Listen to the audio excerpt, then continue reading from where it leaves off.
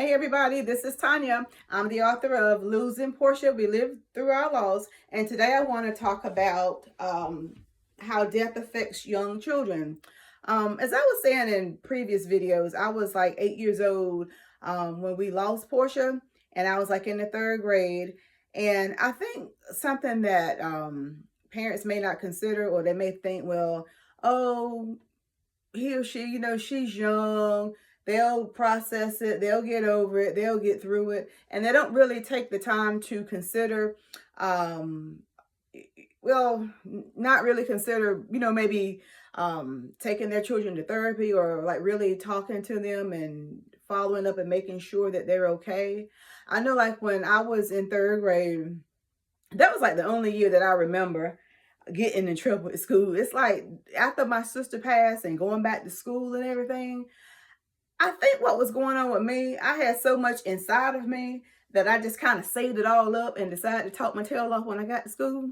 And every time you looked around, I was at the chalkboard or at my desk writing sentences.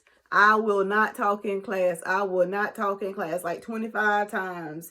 And I get tickled when I think back on it now, but because I normally, I didn't have any problems with school, well-behaved child, made good grades, all that. But in the third grade, and especially after that happened, I stayed at that chalkboard. I stayed at my desk. And I remember just as good as day making that long old line, and then just kind of like putting the lines across for the eyes. And I would be at my desk writing sentences. I would not talk in class. But, with time, I was able to move on and to get past it. And then it's like with another one of my siblings, he kind of, kept it inside. And it was kind of like affecting him, he, it was like affecting his skin tone, his appetite.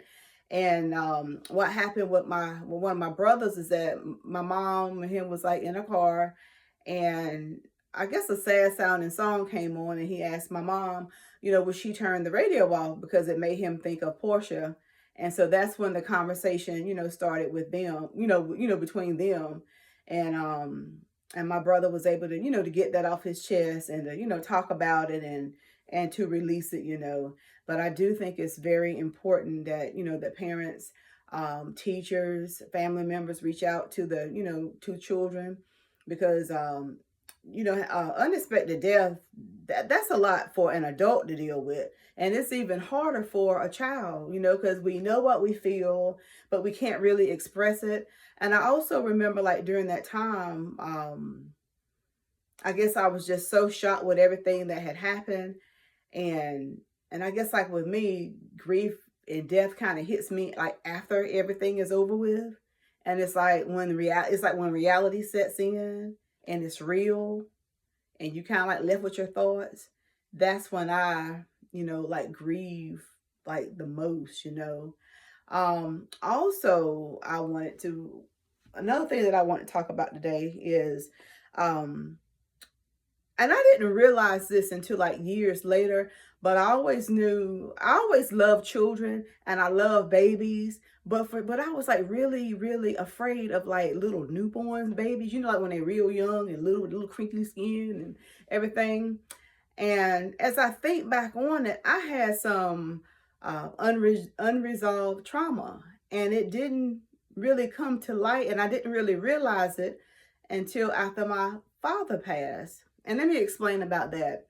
I remember, like, when I was 4 years old, I remember just as clear as day. I remember, like, it was on a Sunday, and my mom used to go to my relatives on Highway 17, and we would like playing this, is that, and the other. Long story short, I witnessed the discovery of a crib death. And I remember, like, my older cousins hollering and screaming and this, that, and the other. And, and I remember them going to get my aunt and my mom to come, and anyhow, I was traumatized. I mean, I really was. And I remember, like, me and my brother and one of my cousins was kind of like playing around the crib.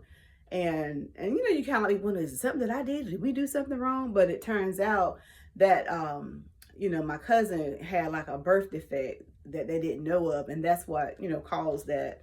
And so that was, pretty much trauma there. And then 4 years later, to come home and to what I was gonna, one of the most exciting days of my life to, to find out what my mom had, and then to find out that Porsha was a stillborn.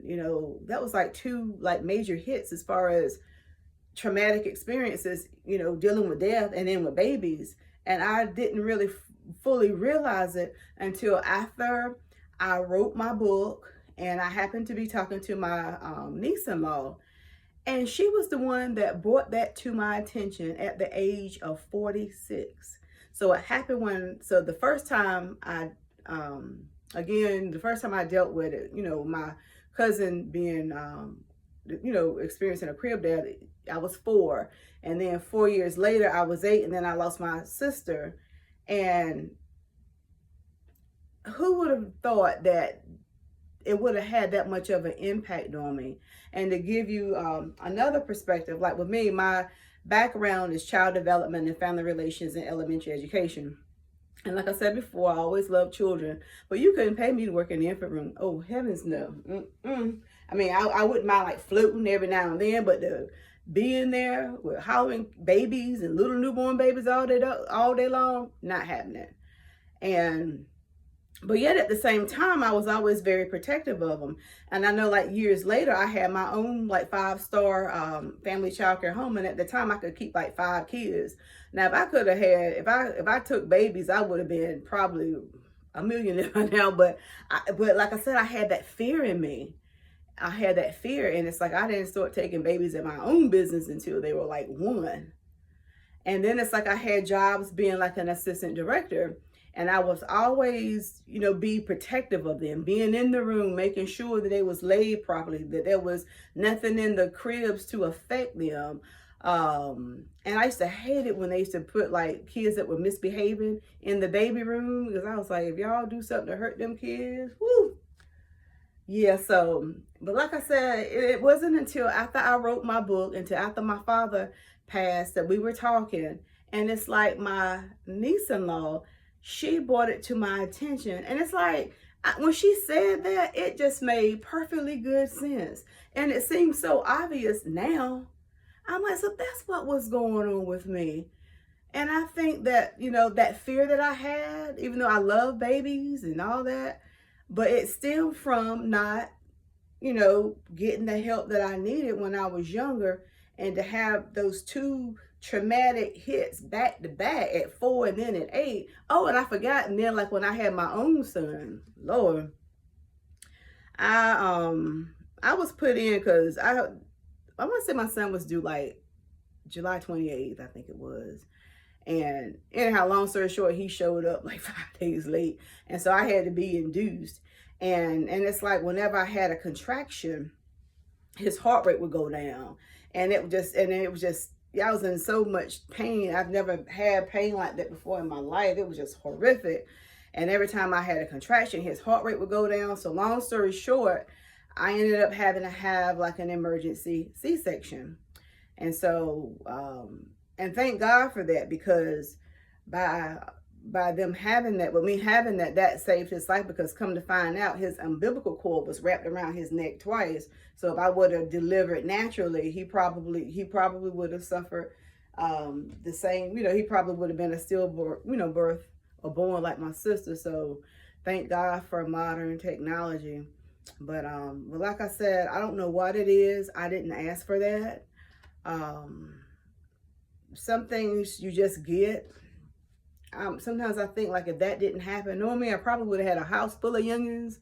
But yeah, so again, like with witnessing that at 4 years old, then losing my own sister at 8, and then when I, had my own child, I think I had just turned 30 when I had Marquise. But and like I said, who knew I was like could have been a hair away from death myself, but God, stepped in and delivered. And like back then, they didn't have the technological advances like they do now, because if they did, it probably would have saved my sister. But to wrap it all up, I just think that it's very important that children, that parents and family and teachers, talk to the children, encourage them to talk, encourage them to get their feelings out. I do think that, therapy is a good thing. I think I don't know, maybe, and I guess like back in 1980, therapy wasn't a thing like it is now, but I do think that that would have been, you know, very helpful and beneficial. So that's pretty much that. But again, I'm kind of freestyling. As I was saying before, I like to write and comment and get the party going as far as writing and having online conversations.